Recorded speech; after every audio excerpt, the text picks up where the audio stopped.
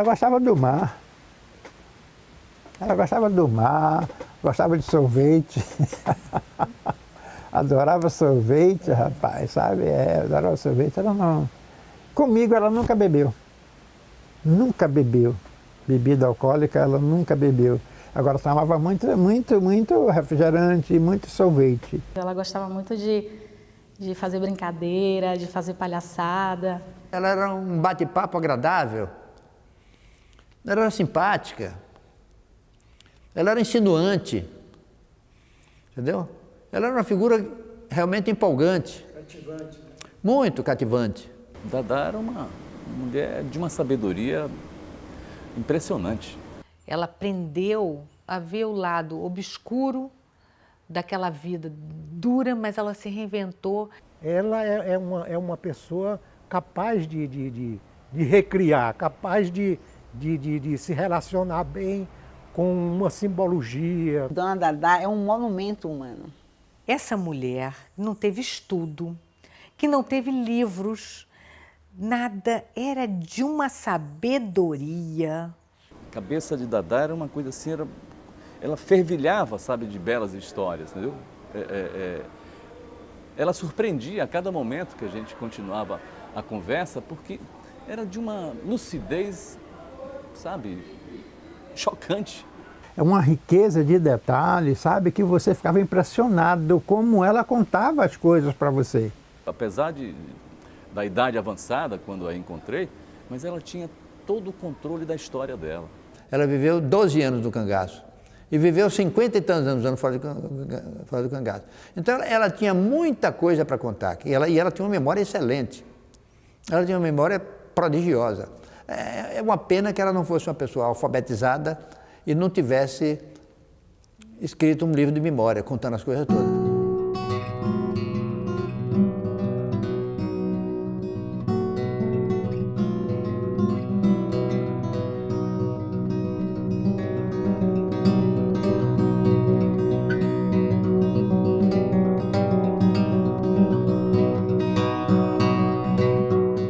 Então, o Curisco chega com Dadá, Florência e Rio Branco e a menina Zefinha, pede rancho, pede pouso ao fazendeiro, dizendo que eram romeiros, devotos, que iriam pagar promessas em Bom Jesus da Lapa. O fazendeiro Zé Pacheco, que já era, né, um devoto do padroeiro da Lapa, Bom Jesus, ele cede, né, pouso aos cangaceiros, embora que disfarçados de romeiros. Né. Era romeiro, eles diziam que era romeiro, que ia para a Lapa do Bom Jesus. Ia pagar uma promessa, né, que Curisco teria feito ao santo. Mas isso nós sabemos também que era só uma válvula de escape, que de lá a intenção deles era pegar a condução pelo Rio São Francisco e chegar a Pirapora, Minas Gerais. Houve o episódio da morte de Dona Leogéria naquela mesma noite e Dadá se ofereceu para confeccionar roupa de luto que o viúvo usaria no dia seguinte, né, durante o enterro. Na casa do meu avô estava uma sentinela e estava um cramor que nunca tinha morrido uma pessoa na família. E aí eles acompanharam nesse tempo, enterravam ela em Barra do Mendes.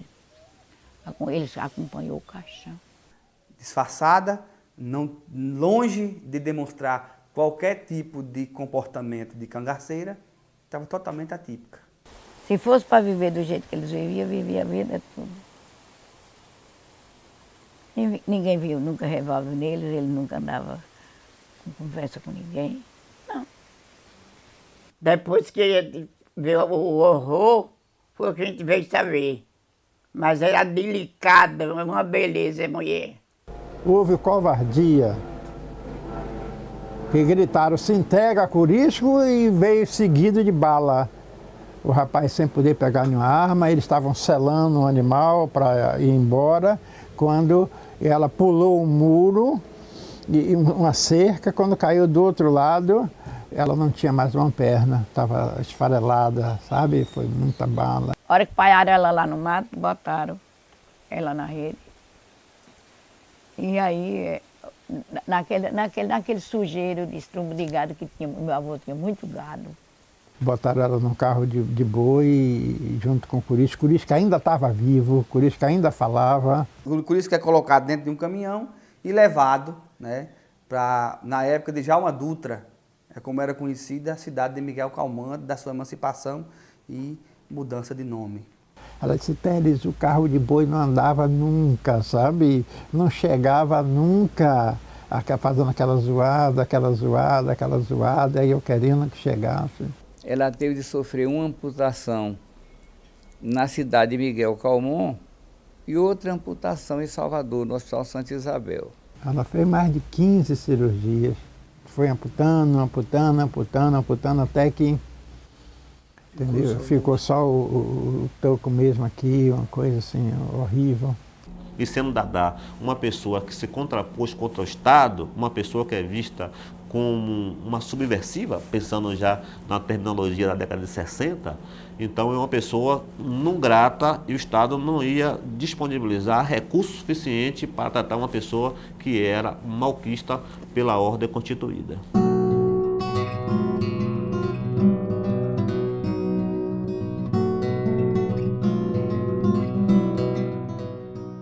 Em 1940, continuava tendo a penitenciária no mesmo local, se chamando Penitenciária do Estado da Bahia, abrigando a população masculina, uma cadeia que também era conhecida como Cadeia da Conceição, e a Casa de Detenção, que nada mais era que a antiga Casa de Correção, funcionando no Forte de Santo Antônio, né, abrigando ali homens e mulheres. Então, exatamente nesse momento, nesse local, nessa ambientação carcerária, que Dadá terá dificuldade de fazer valer a sua personalidade e o seu modo de vida e de pensar, né? A sua faceta revolucionária vai entrar em choque com essa sociedade de mulheres que não tem o potencial e nem a visão revolucionária daquela mulher.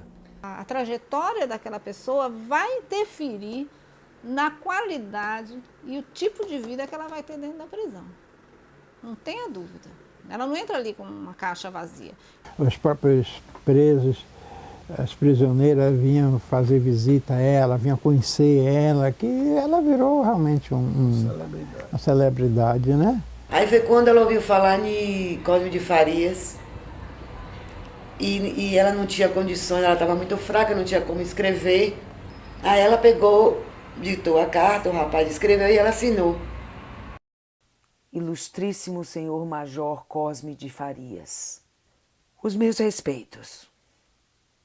Tem esta o fim especial em solicitar à vossa alma nobre o favor, um apoio, uma caridade, em nome do nosso excelso padroeiro, Senhor do Bonfim, em nome dos vossos entes queridos, para que vos compadeça da minha triste situação, da minha grande tristeza. Peço que vós sejais o meu defensor, o meu patrono, nesta causa que existe contra mim, porque eu não sou cúmplice e me condenaram porque eu era mulher de Curisco e só o acompanhava porque o destino foi muito falso. Me deu como esposa dele.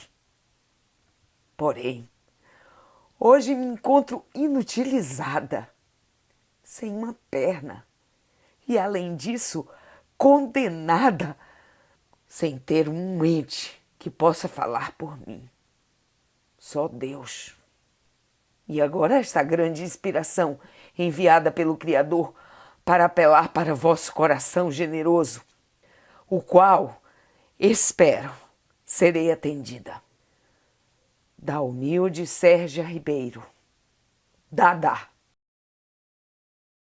Cosme de Farias foi justamente o político, um rábula, que defendeu Dona Dadá o direito deles serem tratados como gente, que eram tratados como bandidos marginais. Ele se interessou e aí assumiu o cargo e realmente, dos anos que ela foi condenada, ela só ficou 2, porque por causa do processo e tal, mas saiu rapidinho, um mês, rapidinho, que Cosme de Farias é outra lenda também que nós temos aqui na Bahia. Excelentíssimo senhor doutor juiz de direito da primeira vara crime. Cosme de Farias no exercício do direito que lhe assiste, vem, perante Vossa Excelência, requerer uma ordem de habeas corpus em favor de Sérgia Ribeiro da Silva, presa no Hospital Santa Isabel há mais de 1 ano e à disposição do honrado, probidoso e distinto senhor doutor secretário de Segurança Pública deste Estado. Alega o impetrante, fundamentando este pedido, ser ilegal o constrangimento que sofre a paciente, desde quando contra a mesma não existe flagrante nem mandado preventivo e um despacho de pronúncia por delito de qualquer natureza. Jura, honrado nas informações que recebeu, ser a verdade o que afirma, solicita dispensa de selos por se tratar de pessoa paupérrima e muito confiado na bondade e na justiça de Vossa Excelência, espera ser atendido. Pede deferimento, Bahia, 26 de dezembro de 1941. Cosme de Farias. Ela pegou 60 anos, mas só ficou 2. Quando ela saiu, ele perguntou a ela como é que ela ia ganhar a vida, aí ela disse que costurava. Ele, Dadá, você ainda está muito frágil, como você vai aguentar? Ela fez, ainda tem uma perna. Com uma perna ainda faço tudo. Aí ele comprou essa máquina e deu a ela de presente. O problema era como será a continuidade da vida desta senhora depois de um passado envolvido com o banditismo, do cangaceirismo, ela fazer a sua reintegração social. Minha avó viveu no Santa Isabel quase uns 11 anos. Viveu muito tempo, indo e vindo, indo e vindo. Foi quando ela conheceu Alcides.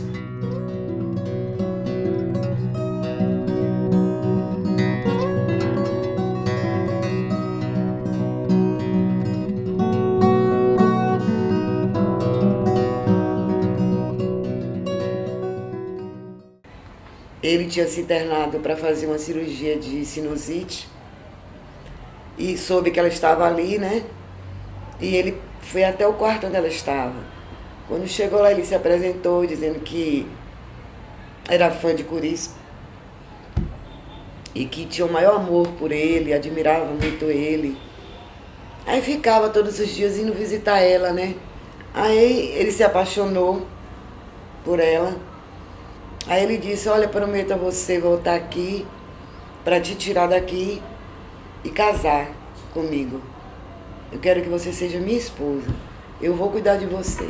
Dona Dadá deu muita sorte em pegar seu Alcides, que é diferente assim dos irmãos dele, da família, tudo delegado, tudo com arma, tudo muito fechado. Ele era pintor de azulejos, desenhista de parede, né, aqueles desenhos espanhol, que a família dele era espanhol. Então ele fazia aqueles desenhos de casarões, né? Que até hoje no Barbalho, no Pelourinho, tem desenhos feitos por ele.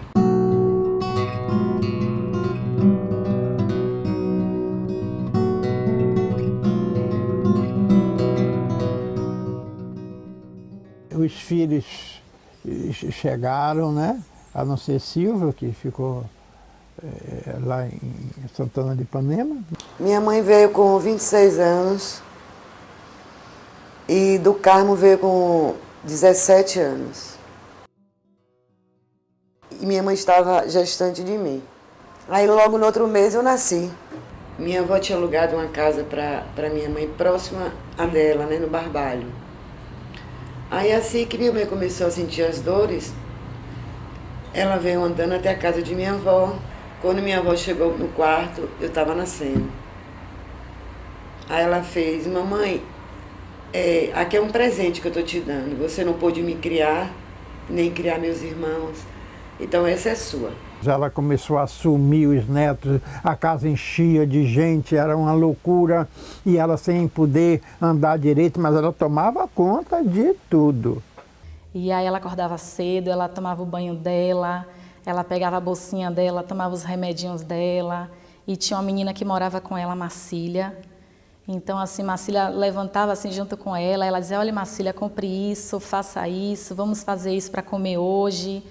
Ela era muito trabalhadeira, aí queria lavar a frente da casa toda e molhar as plantas, e eu tinha que ir junto com ela. E me ensinava a lavar roupa. E depois dizia que eu tinha que aprender a fazer comida. Era muito ativa. Ela sempre procurava alguma coisa assim na casa dela, olha, está precisando fazer ajeitar aquela parede, aí chama fulaninho, olha, compra ali, toma aqui o dinheiro, compra ali para mim, faz esse serviço aqui, eu te pago. Então, assim, ela era administradora realmente da casa dela. A casinha que ela morava lá no Barbalho, que fica ali entre o Barbalho e o Santo Antônio, numa ladeirazinha, entendeu? Numa ladeirazinha, eu tenho essa casa na cabeça. Era uma casinha até razoável. E ali nos Perdões, todo mundo passava ali, jamais ninguém ia dizer que Dadá morava ali, né? Porque ali morava uma lenda, né?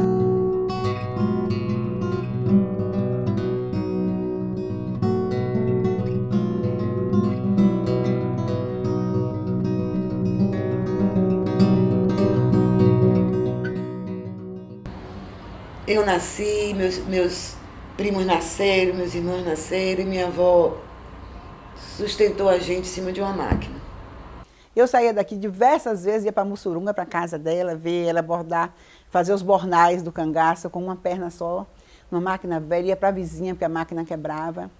Como ela morava num bairro humilde, ela pôde prestar serviços de costureira para muita gente. Foi quando ela começou a me ensinar, que botou eu, minhas irmãs, do Carmo, tudo ali, fez, olha, eu sozinha não dou conta. Vou pegar 2 máquinas, colocar vocês para me ajudar.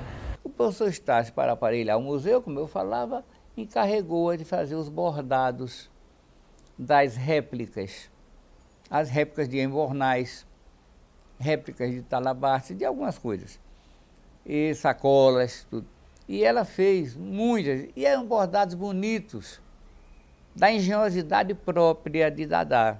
Eu mesmo inventei aqueles bornal de flor e é bordado. Eu inventei quando eu estava em um coito. Eu estava sem fazer nada, cortei um papelão e inventei aquilo. Ela deu colorido ao cangaço, ela trouxe toda essa fantasia, essa magia toda do cangaço. Ela trabalhava bem com os desenhos, trabalhava bem com as cores, sabia combiná-las, gostava de flores, fazia desenhos floridos, fazia como se fosse arabescos também. Uma vez ela foi convidada para participar de uma quadrilha Balão Beijo, aí ela foi convidada para poder costurar. Aí ela pegou e reproduziu os embornais. Havia determinados momentos que aquilo entrava na moda e ela vendia bem. Depois saía da moda, ela já não tinha um mercado tão fixo, nem tão, vamos dizer, opulento, né? Ou então, assim, vamos fazer um filme sobre cangaço. Aí encomendavam, sabe, um montão de chapéus disso, daquilo, etc, etc.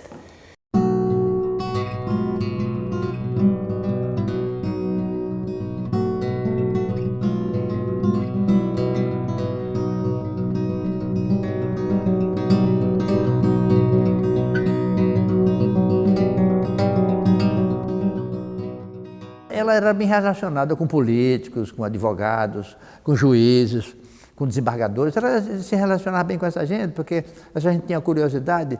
Rapaz, vinha gente de toda parte do Brasil visitar Dadá, sabe? E quem ela gostava muito e sempre ia lá mesmo era Jorge Amado. Ele pensou em fazer um romance sobre Dadá, mas não escreveu. Primeiro porque ele mesmo me revelou que ele é um ficcionista e uma pessoa muito levado pela imaginação. Então, como Dadá era viva, então ele teve receio da imaginação dele entrar em choque com a visão de Dadá, e isso pudesse provocar algum atrito, algum desconforto, não é? Como já tinha havido com Glauber Rocha. Houve um desentendimento entre Dadá e Glauber numa exibição que Dadá não gostava de Deus e Diabo na Terra do Sol, não gostava da imagem dela no filme, ela não se reconhecia no filme.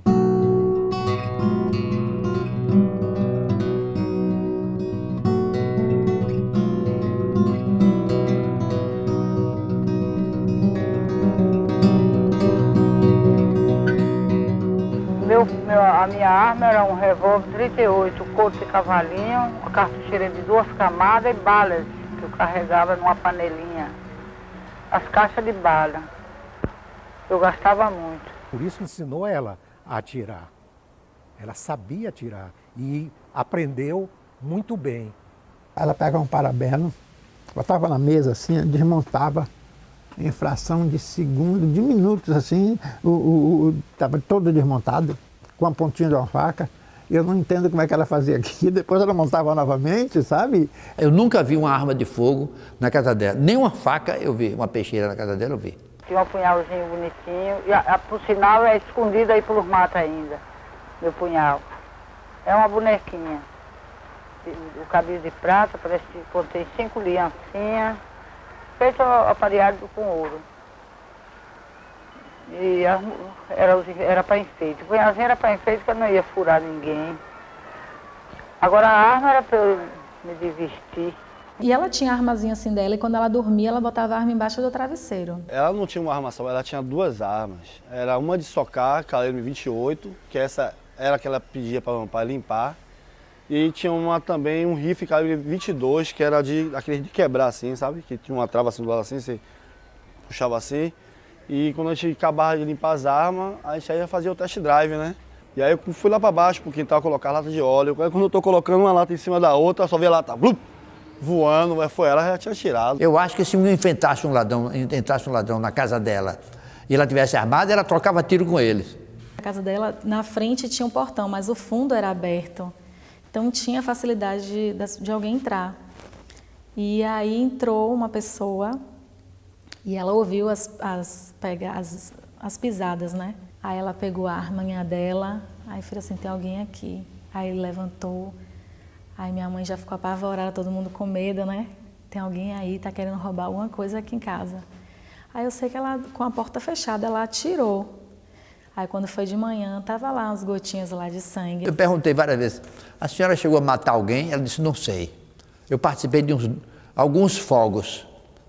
Participei de algumas escaramuças. Parece até que ela usou esse termo. Participei de algumas escaramuças e dei muito tiro. Agora, se matou, eu não sei. Agora eu atirei para matar. Inclusive no cabo tinha uma quina e 3, né? Era uma quina assim e mais 3 riscos. Acho que foi algumas que ela derrubou, né? Na época lá, né?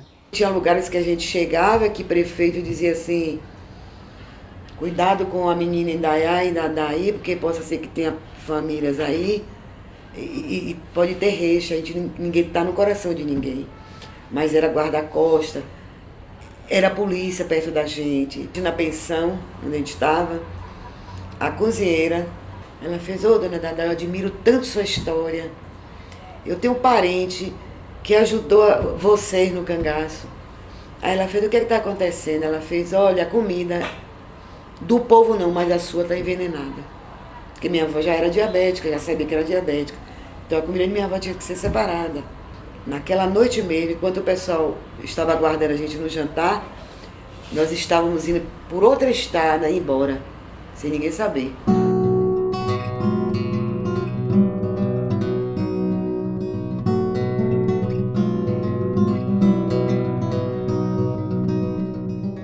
Quando o Curisco morreu, ele foi enterrado lá numa cidade aí do interior da Bahia, Miguel Calmon, né? Parece que ele foi enterrado em Miguel Calmon. Posteriormente ela foi lá, pegou a ossada e botou essa ossada num baúzinho pequeno, e esse baúzinho vinha da cama dela. Minha avó, quando teve Miguel Calmon, ela procurando onde ele estava, no cemitério, aí foi que tinha um velhinho que estava lá no cantinho, no fundo, em pé, observando. Aí ele fez, ô licença, eu posso dizer onde Curiço se encontra? Eu estava aqui no dia que seu marido foi enterrado. Aí ele disse, olha, cave aqui, ó. Ele está aqui. Quando cavaram, que tiraram tudo, foi tudo cessado em uma peneira, né? Foi que veio ver que faltava a cabeça e faltava essa parte daqui que estava no Nina. Aí que veio ver que ali era Curiço. Aí minha avó chegou na pensão onde a gente estava, se encontrava em Miguel Calmon, comprou 2 bacias, comprou sabão, lavando, colocando nas bacias, enxugando ossinho por ossinho. Aí quando chegou aqui em Salvador, ela mandou fazer uma urnazinha assim. Ela tinha uma correntezinha e essa corrente tinha a chave da gavetinha, né? E ela guardava no peito. Ela guardava junto do coração. Ela dizia que era junto do coração, né? E ela só sossegou quando conseguiu juntar a cabeça ao corpo e enterrar os 2 juntos, né? Fizeram uma humilhação muito grande com os cangaceiros, a exposição das cabeças aqui no Nina Rodrigues, né? E isso foi deplorável do ponto de vista humano. A humanidade não pode assistir esse tipo não pode incentivar, nem encorajar, nem fazer mais esse tipo de violência, decapitar pessoas, expor em museu cabeças. Ela disse que não suportava ver a cabeça em um lugar, as pessoas entrando, zombando, o corpo longe. Ela dizia, se Deus fez tudo completo, por que está tudo separado? Tem que juntar. Feria, claro, saber que a cabeça do marido dela estava lá, dos colegas estavam lá, sabe, gente com a cabeça torta, gente que não estava legal mesmo, que eles cortaram de qualquer maneira, né? Era uma coisa horrível. Eu mesmo, quando eu entrei, que eu vi, eu digo, meu Deus, o que é isso? Cabeças humanas aqui em exposição mesmo, assim, como fosse um quadro de arte, sabe? Havia desde Lombroso, uma tentativa de correlacionar alterações anatômicas com alterações criminais na sociedade. E isso aí foi superado. Na parte de antropologia física, existiam peças que eram muito importantes na história, como referência, e eram peças que atraíam muito público, porque o público tem uma certa atração pelo exótico. Quando ela visitou mesmo as cabeças que era ali no Nina, ela ouvia, ninguém sabia que era a Dadá que estava ali, mas ela ouvia pessoas passar e xingar os cangaceiros que estavam ali no cemitério. Então ela dizia, imagine se alguém soubesse que é Dadá que está aqui. E quando o Dadá me pediu para cuidar disso, eu não sabia como, mas eu digo, bom, eu vou ver o que é que eu faço. Eu fui ao doutor Estácio. Doutor Estácio, nós estamos com um museu de cabeças humanas. Isso é muito feio. Você não pega essas cabeças, não faz cabeça de cera e enterra, manda a família enterrar. Ele se aborreceu, sabe? E aí, tudo bem, eu saí, procurei uns amigos que eu tinha advogado na época, e a gente entrou com uma ação e foi rolando, foi para Brasília, aí eu fui para Brasília também, e até que, enfim, a mulher de um governador aqui e tal, a gente conseguiu enterrar mesmo, juntar. Agora, só quem tinha os ossos era a Dadá. Isso aqui é uma procuração que ela me deu, que é para enterrar a cabeça da turma do cangaço. Eram como troféus de guerra expostos para amedrontar o povo. Foi uma grande coisa, foi uma grande vitória no dia que, graças a Luiz Viana Filho, essas cabeças foram retiradas do Museu Nina Rodrigues para serem enterradas devidamente. Era uma coisa miserável.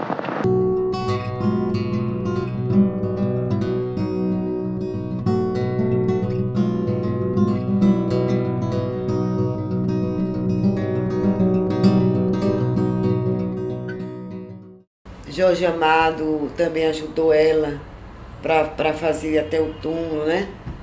Ele estava presente no dia. Meu avô Alcides estava presente, ainda era vivo também. Foi uma data assim tão importante na vida dela. Essa mulher sustentou toda essa família com seu trabalho, sem uma perna, em cima da máquina de costura, fazendo essas admiráveis bolsas, que são os embornais que ela fazia para o grupo de Lampião, e que hoje chega a esse cemitério das Quintas para colocar juntos os ossos e a cabeça de Corisco numa tumba, cumprindo aquilo que ela considera seu dever, para aquele que foi seu companheiro no bando de Lampião, seu grande amor.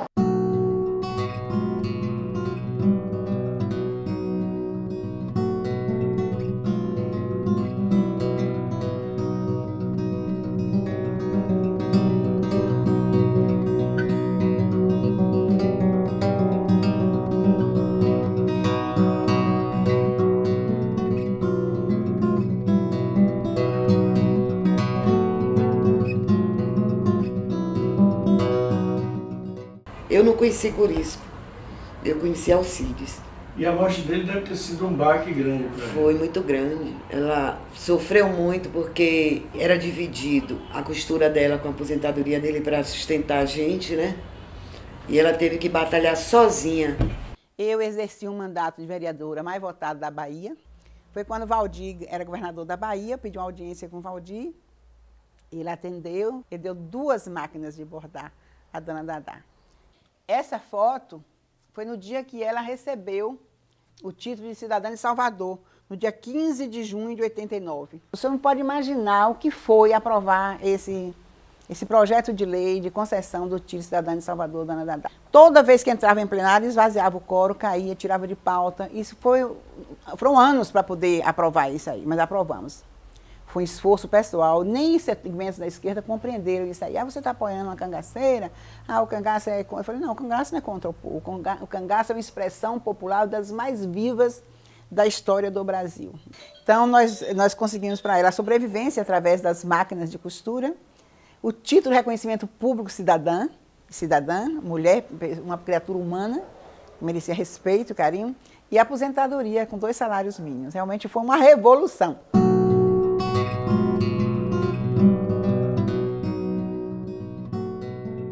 A ocasião que teve o tiroteio do Rosa da Catarina, que não podia mais as mulheres terem o luxo que tinham, o Lampião disse para todo mundo, bom, acabou o luxo de mulher, quem quiser acompanhar seus maridos, acompanhe.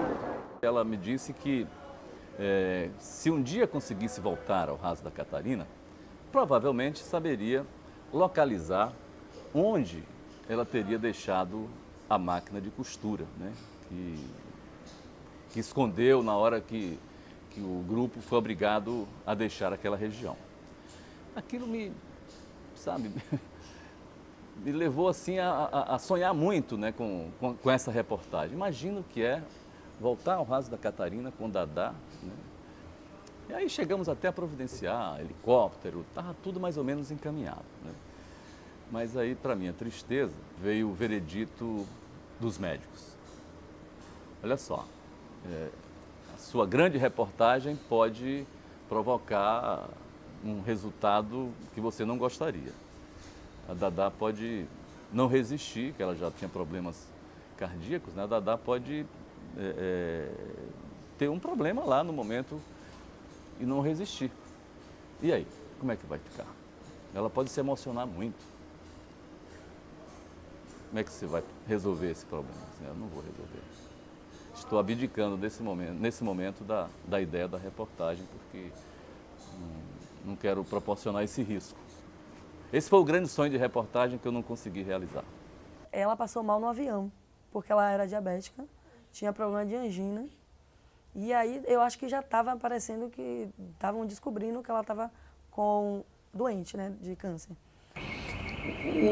O câncer dela só veio aparecer quando ela já estava com esses 5 anos com câncer.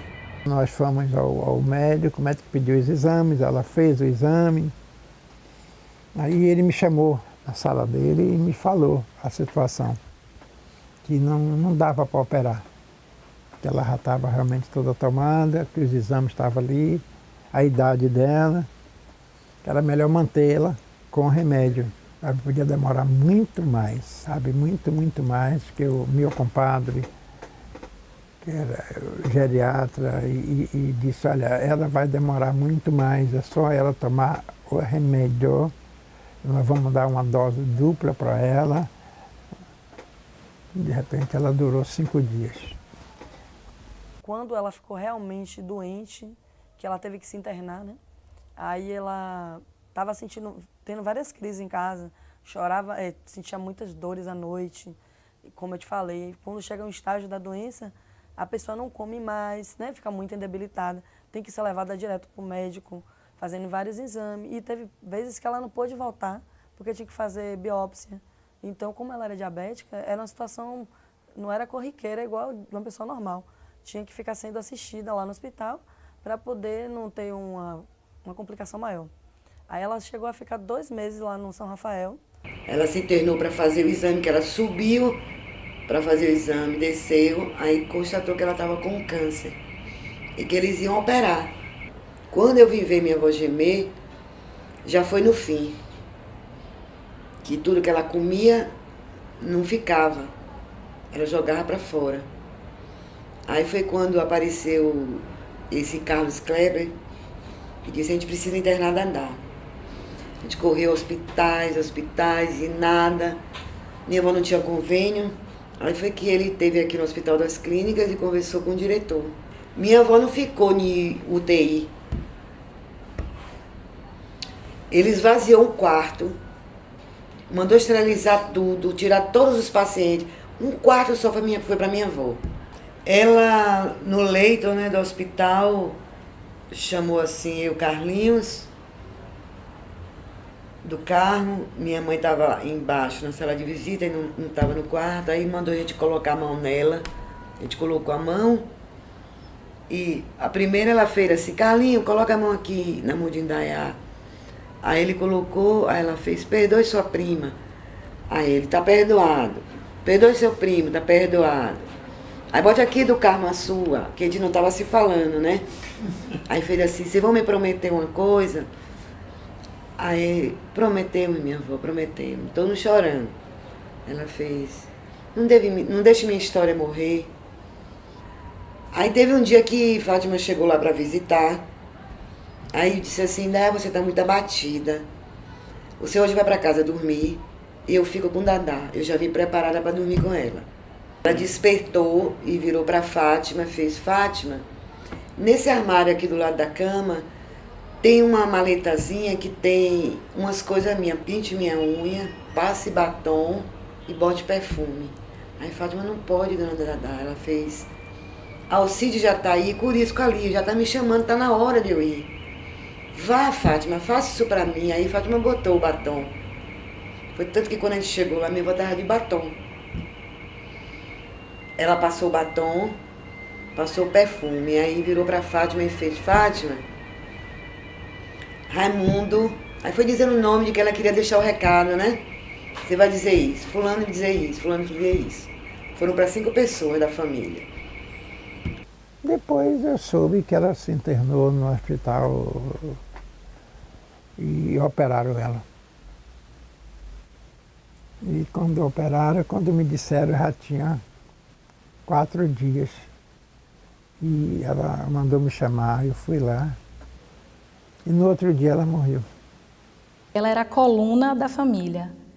E depois que essa coluna foi embora, a minha família já não é mais a mesma coisa. Eu gostava muito dela, tinha saudade dela. Fui ao enterro dela. Quando eu cheguei, ela já estava lá na capela, no Jardim da Saudade.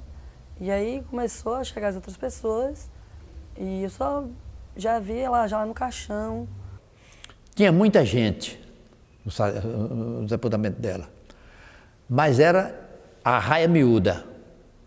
Não me lembro de nenhum político importante, não me lembro de nenhum historiador importante, não me lembro de nenhum escritor importante, não me lembro dessa gente lá. Agora, o povão tinha muita gente. gente lá da Mussurunga. E a família toda, muita gente mesmo. Mas não me lembro de nenhum figurão da política, por exemplo, não me lembro. É provável que tivesse um ou outro, porque eles gostavam dela.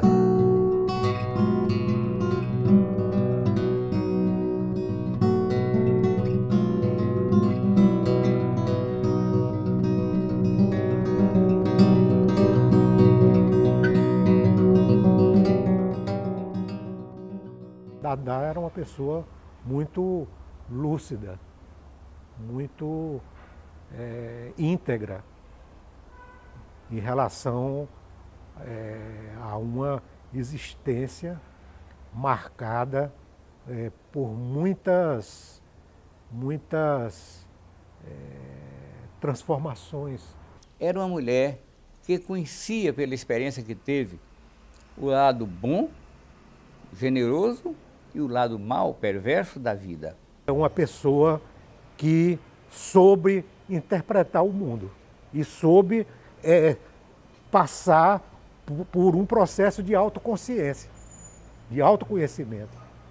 Ela se esforçava no sentido de expressar aquilo não só que ela viveu, mas também aquilo que ela sonhou. Ela faz parte da história do Brasil, de um determinado momento do Brasil. A Dadá e o Corisco são fundamentais para a gente entender esse pedaço, esse momento do Brasil que ficou lá atrás. A Dadá não pode ser esquecida. O cangaço era um legado. O cangaço era vamos dizer assim, uma flâmula da história do Brasil contemporânea e que ela foi um sujeito histórico e que conheceu pessoas que ela considerava da maior importância. Não percebi dela nenhuma amargura, nenhum peso na consciência, nenhum arrependimento, nenhum drama de consciência. Não percebi nada disso dela. Ela era uma pessoa absolutamente em paz consigo própria. Podia ser até que ela escondesse, né? Porque a gente não consegue penetrar na alma de ninguém. É difícil, né? Ninguém penetra na alma de ninguém. Mas me parece que ela não tinha drama de consciência, não. É como se diz assim, eu fiz o que tinha que fazer porque as circunstâncias me forçaram. Mas as circunstâncias desapareceram e eu deixei de fazer. Então, ela era uma pessoa de bem com a vida. Dadá teve 7 filhos com o Corisco. Tem 30 e tantos netos e ainda bisnetos. E essa mulher extraordinária, essa mulher admirável, essa mulher que para mim é um símbolo do povo brasileiro, pela sua coragem, pela sua generosidade, sua obstinação, sua capacidade de se sobrepor a todas as dificuldades. Ela se reconhecia, ela se projetava naquilo que ela participava. Não tinha nenhum arrependimento. Tem uma coisa que ela não gostava. E uma vez ela realmente respondeu com agressividade a uma pessoa. Quando perguntou assim, no tempo que a senhora foi bandida, ela ficou retada com isso e disse, me respeite que eu nunca fui bandida. Eu fui cangaceira. Eu fui vítima de uma sociedade agressiva. Todo mundo era agressivo naquela época. Todo mundo era violento naquela época, então eu era violento também. Mas hoje eu não sou mais. Naquela época ela tinha que viver a Dadá por sobrevivência. Mas eu acho que esse bom dela, essa coisa maravilhosa toda que ela é hoje, ficou guardadinha aqui dentro dela. E aí quando ela veio viver agora a vida do hoje atual, fora do cangaço, então ela aflorou. Ela mostrou aquela mulher que ela tinha escondida dentro dela. Uma pessoa de muita clareza em relação ao que ela pretendia, ao que ela desejava e, sobretudo, aquilo que ela viveu. E mesmo a gente vendo a história depois dela, a história do que ela construiu, a história dela hoje, depois da morte da Dadá e depois da saída do cangaço, ela é um exemplo de vida. Eu cresci no meu contato com Dona Dadá. Eu fiquei mais gente, eu fiquei mais inteligente. Fiquei mais humana, fiquei mais sensível. Uma grande figura humana, uma bela figura humana, uma saudosa figura humana, que eu tenho muita saudade dela. Mas se ela veio ao mundo para cumprir, tem que cumprir.